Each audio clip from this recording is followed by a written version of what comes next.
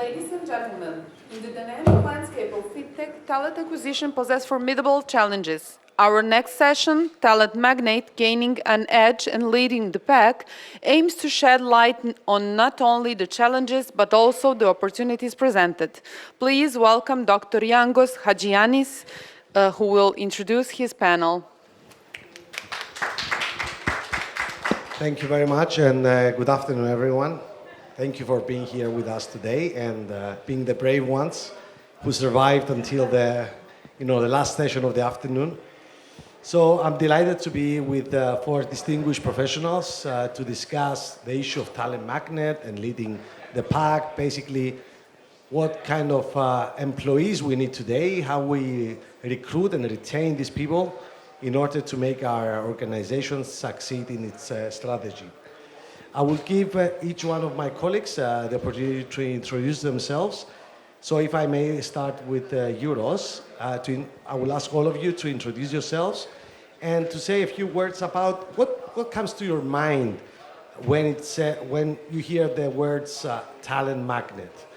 But I need to introduce myself as well to make sure that you know who you're talking to. So I'm Yangos Hadjiyannis. I'm the CEO of CIM-Cyprus Business School.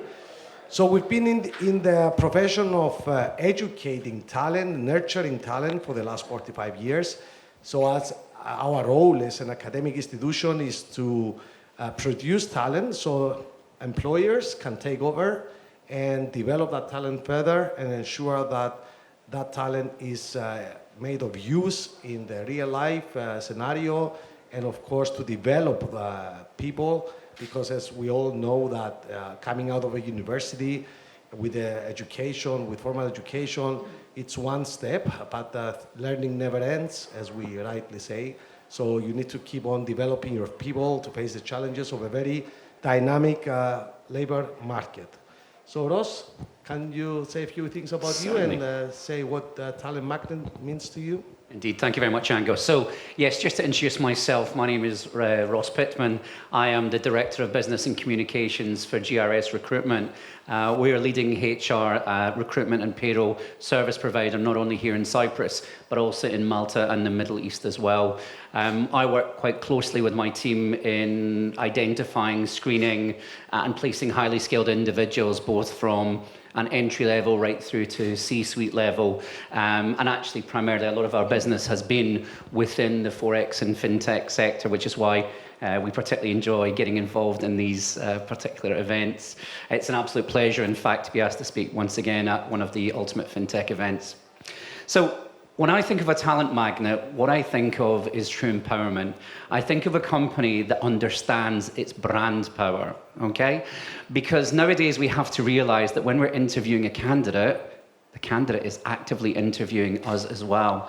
They're trying to identify whether we are offering them longevity, whether we're offering them opportunities for growth and development, whether we're offering them competitive compensation.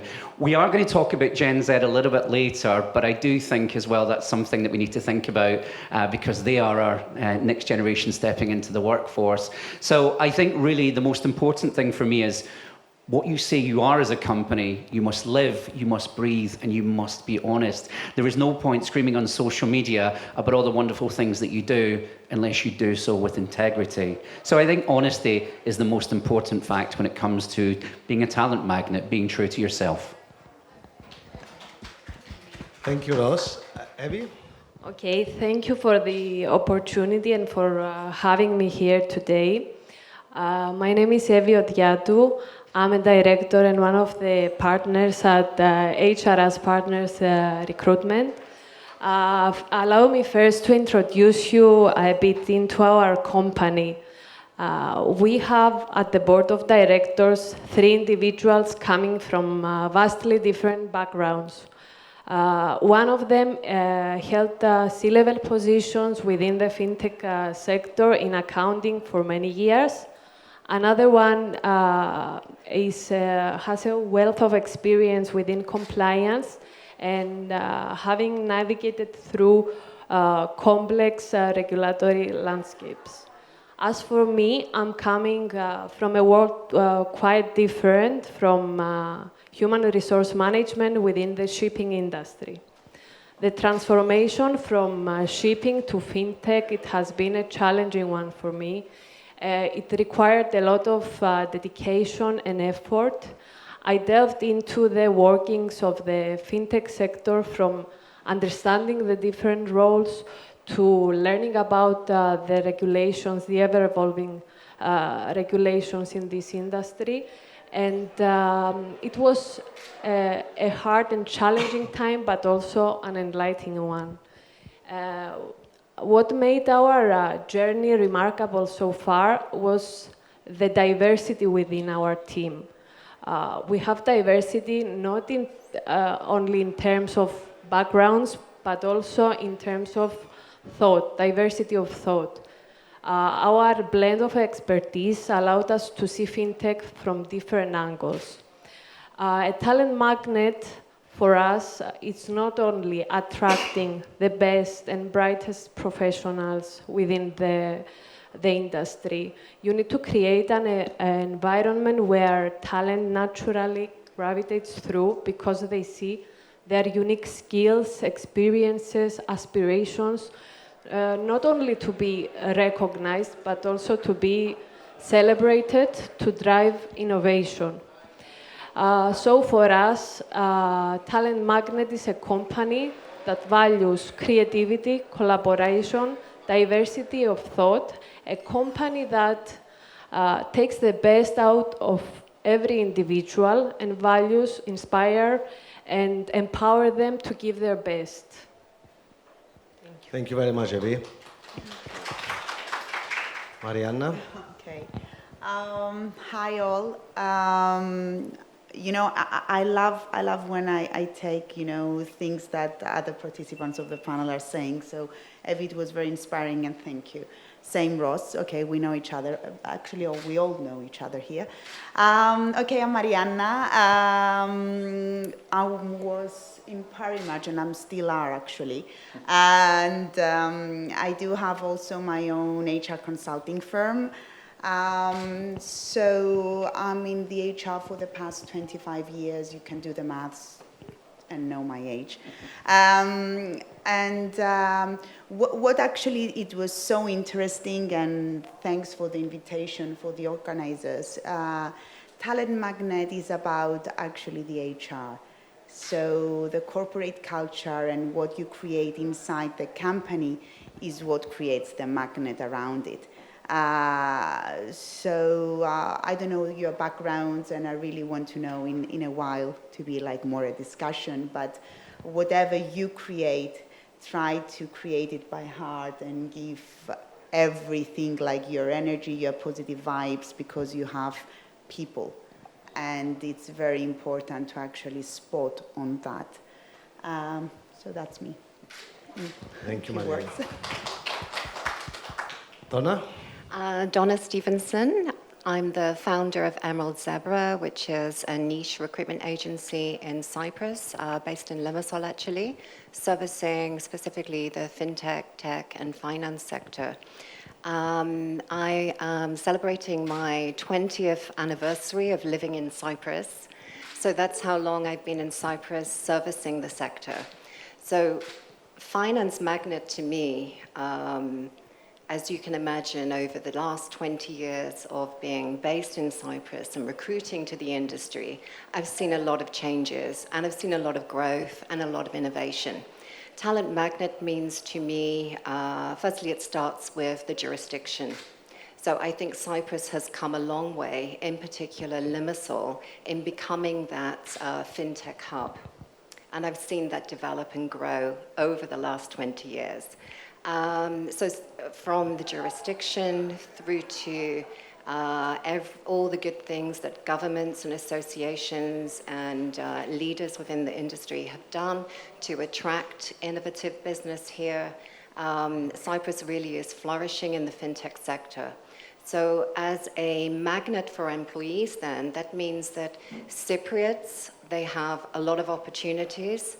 There is a great, I would say, Cyprus brain gain happening now, which is other nationals, be it European, Ukrainian, Russian, whatever, that have attractive opportunities in Cyprus, again, particularly Limassol, across the fintech sector, be it Forex, any of the Forex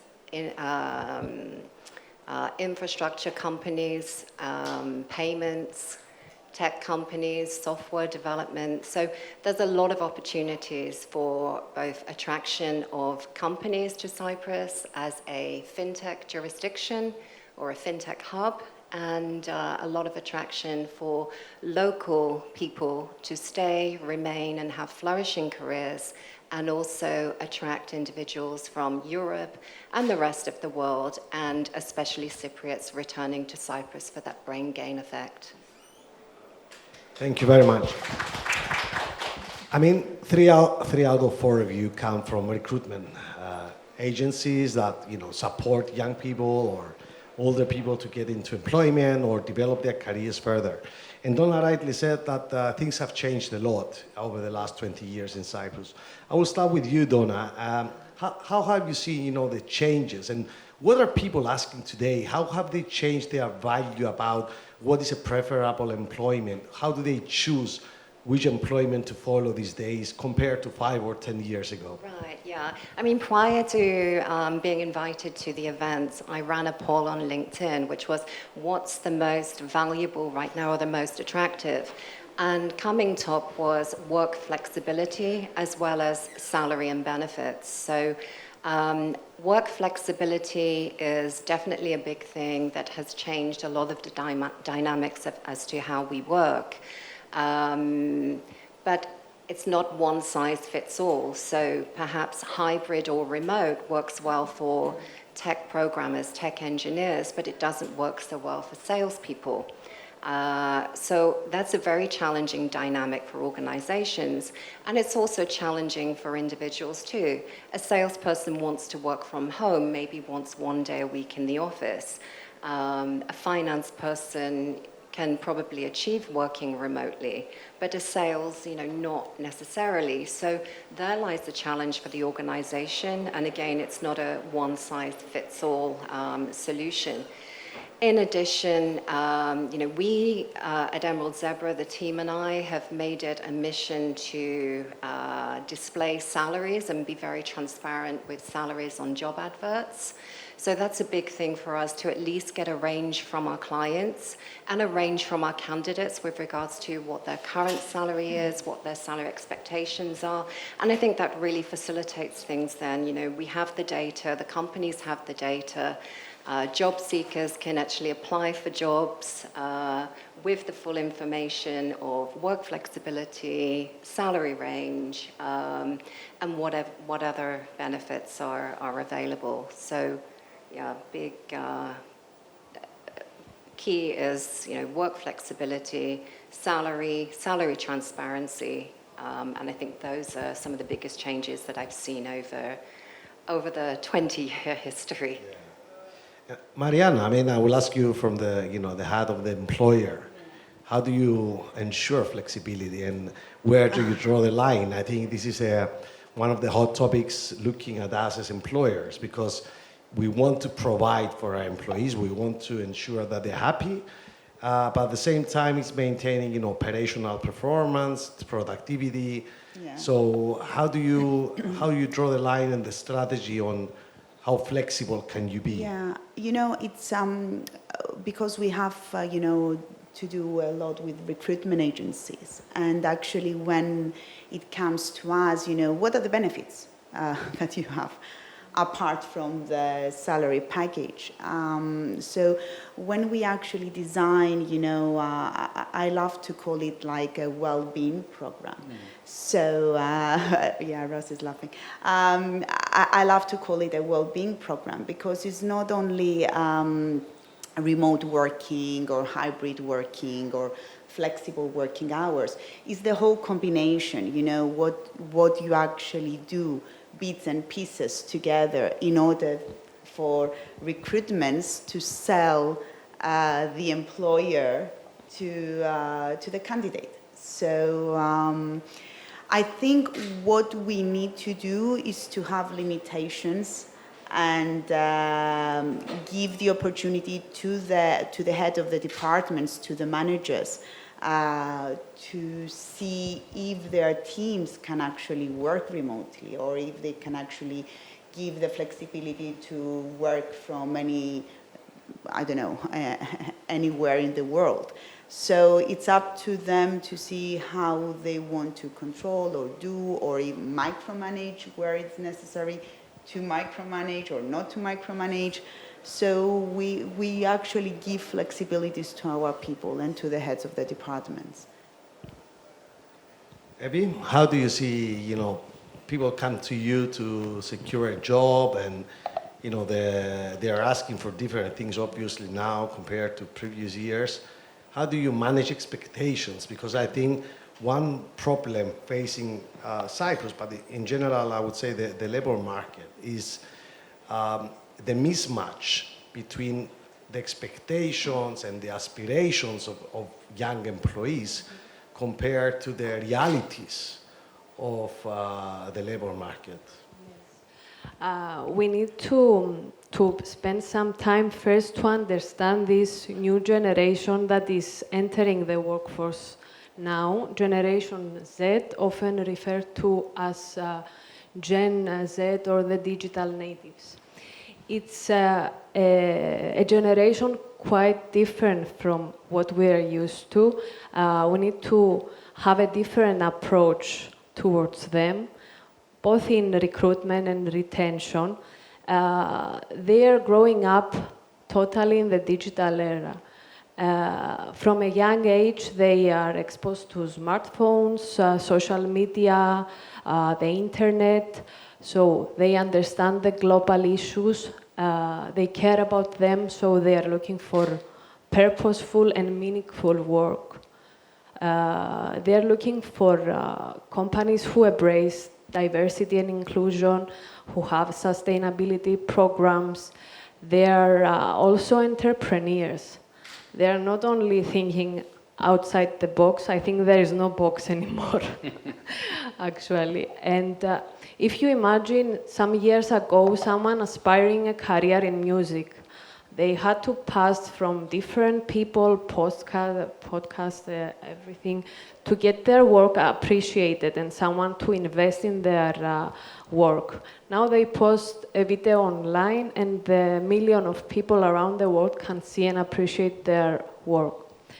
They are looking, I see that they are tech-savvy, highly intelligent, open-minded, multi-skilled.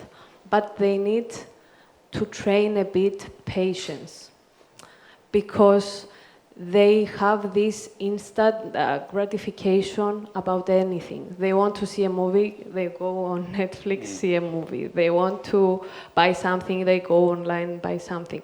Everything is ready. So when they come at the workplace, what I see, we need to teach them skills to be patient and to build relations.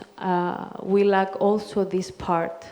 So we will give to them meaningful, purposeful work. We will give to them flexibility.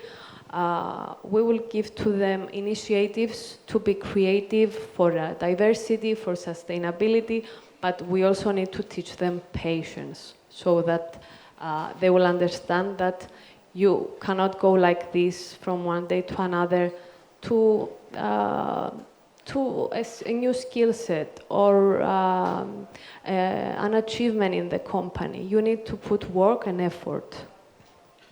I would resonate very much what you're saying. Coming from an academic institution, I meet a lot of young people who want to go to education, and when we have a chat about having a bachelor's degree and 3-4 years project, I fully agree that patience is lacking, but also kind of a mentality for long-term vision. When they come in and we discuss about the possibility of doing a bachelor's, it feels like 3 or 4 years is a long, long way for them. And I try to explain after they start their studies that they have to work hard, they need to get the skill set that is right, whatever you put in during your studies will reflect your performance during your professional career. So one of the biggest problems we face is for them to be able to see that hard work now will pay off later. And unfortunately, or just being realist about what the new generation wants, they cannot wait, or they cannot see themselves 4 or 5 years down the line.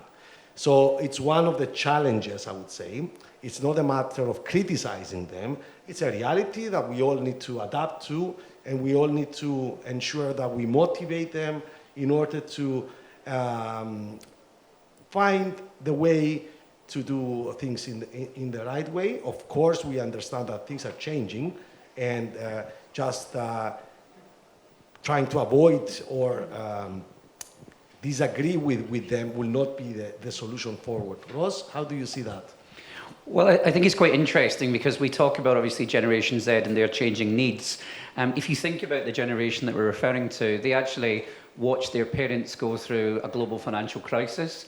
They have, of course, very recently watched us go through a global pandemic, and they're watching the effects of global warming. So, in fact, this is a generation that's growing up with a lack of stability. They're actually looking for stability in an unsafe world, if you like. So the best opportunity that you can actually offer to Generation Z is a long-term commitment, actually offering them mentorship programs, showing them career progression and development, because actually they are seeking a long-term employment, which is a fantastic thing to harness onto.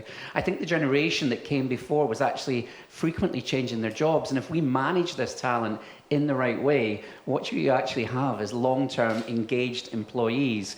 Okay, they don't always say thank you, we appreciate that, but at the end of the day, this is our future talent. We have to remember by 2030, almost 1/3 of our employment market will actually be from Gen Z. So I know we've said that, we can't do this, we can't do that, but actually I think the biggest danger is saying, but this is what we did previously, because if we did what we did before, we're not future-proofing our business, we're not looking forward to tomorrow. So actually, we need to listen to the generation that's coming up and adapt our ways. Yes, and we talk about this panel, the heading is talent magnet, but is it all about attracting talent, or is it more about retaining talent? Because obviously talent, if you look at sports, talent is one side of the story, then it's developing that, it's hard work.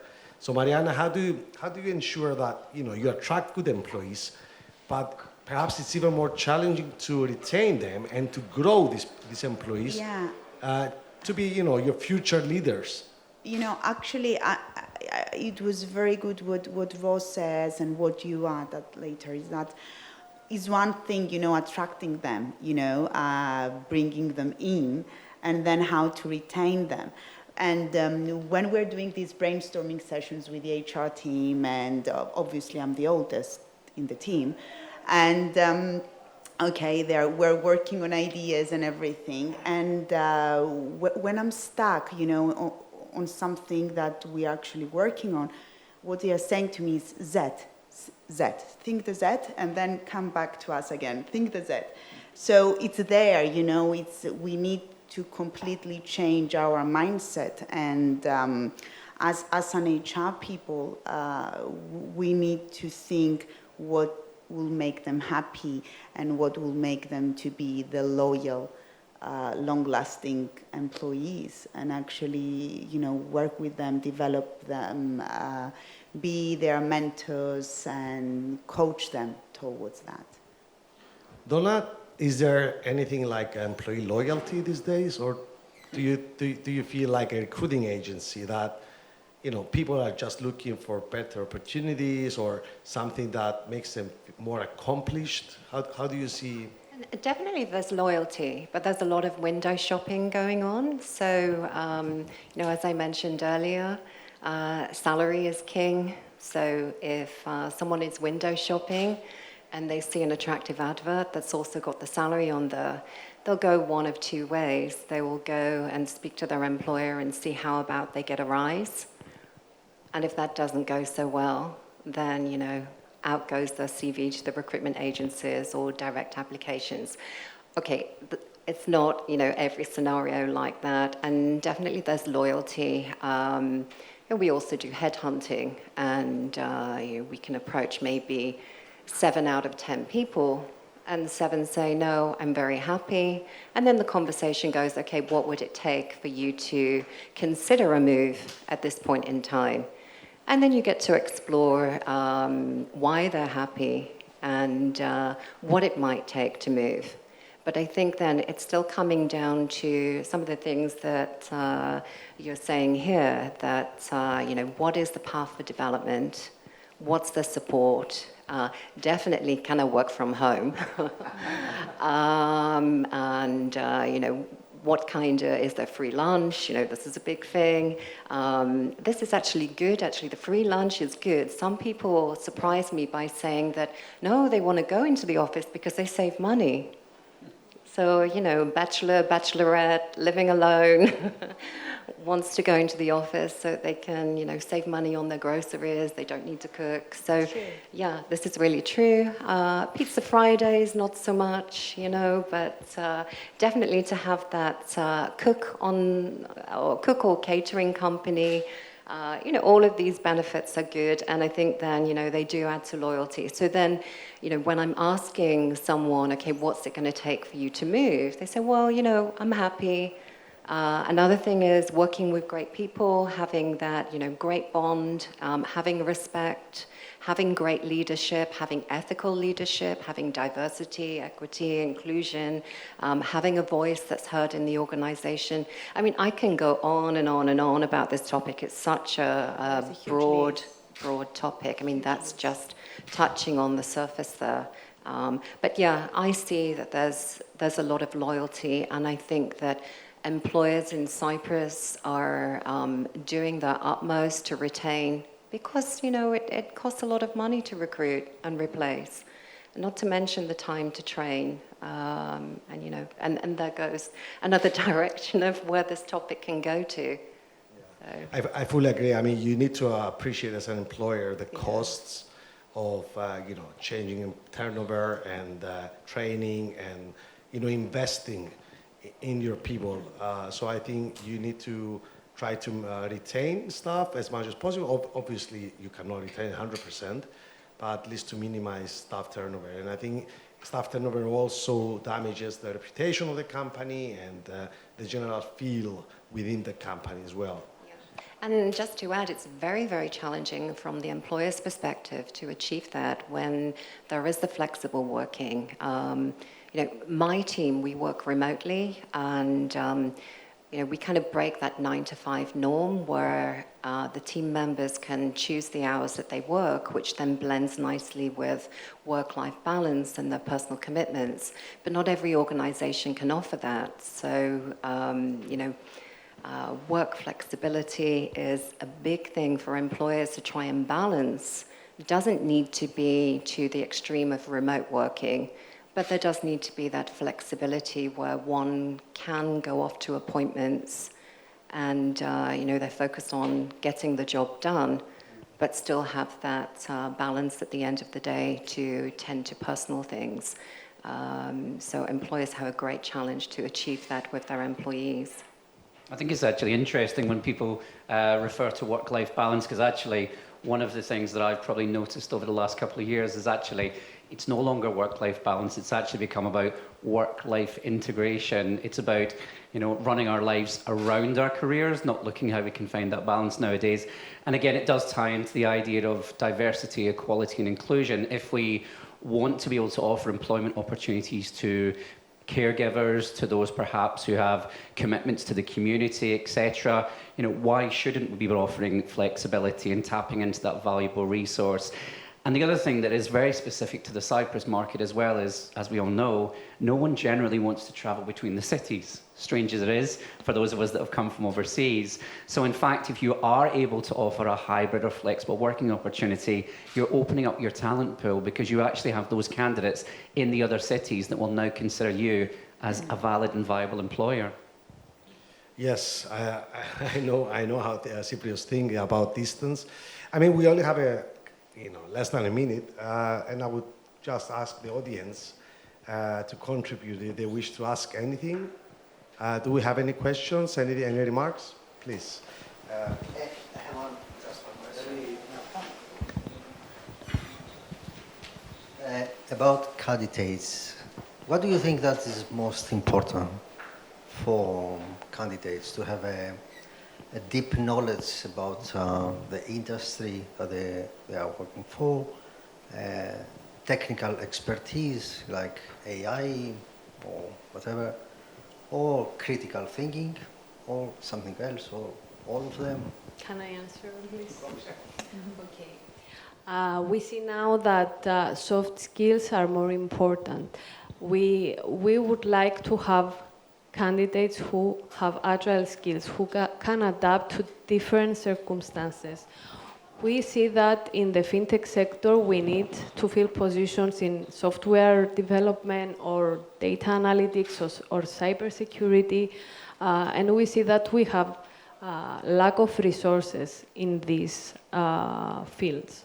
So we need to find people that are capable, willing to learn, can learn easily, and these people will be the most successful. We need to see passion, we need to see that this person actually cares, and when there is effort and dedication, then this will pay off.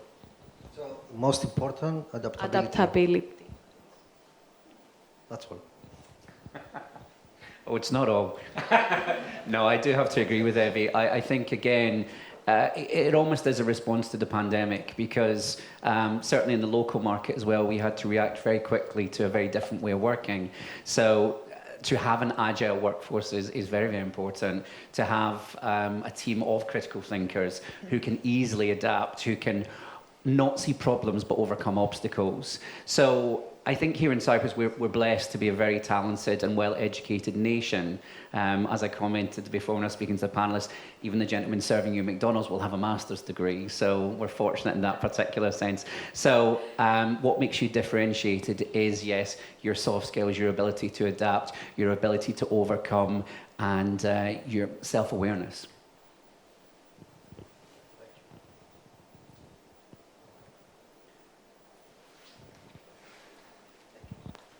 So I think we wrap up the day. I think it was a very interesting discussion, and thank you to all my colleagues for being here with me at this panel.